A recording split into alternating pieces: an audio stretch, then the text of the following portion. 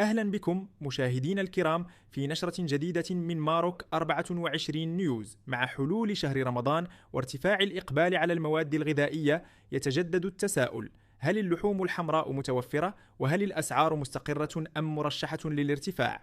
التفاصيل في هذا التقرير. أكد مهنيون ومستوردون في قطاع المواشي أن الأسواق الوطنية تعرف وفرة كافية من اللحوم الحمراء مع بداية شهر رمضان، مشددين على أن العرض الحالي قادر على تلبية الطلب المتزايد خلال هذه الفترة.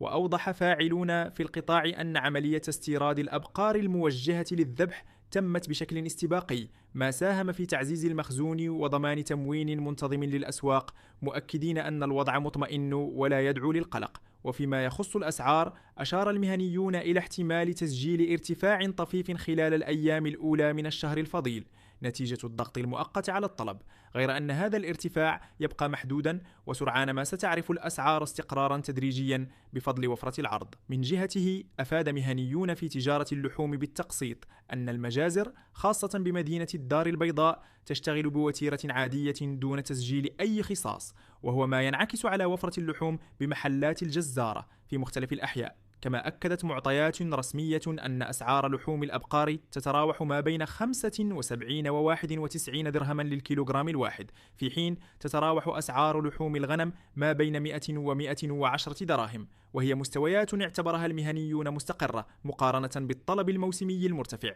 إذا مشاهدينا، وفرة في العرض وتطمينات من المهنيين، مع توقعات باستقرار الأسعار بعد الأيام الأولى من رمضان. إلى هنا نصل إلى ختام هذه المتابعة الإخبارية. شكرا لحسن متابعتكم، وإلى لقاء قادم مع ماروك 24 نيوز.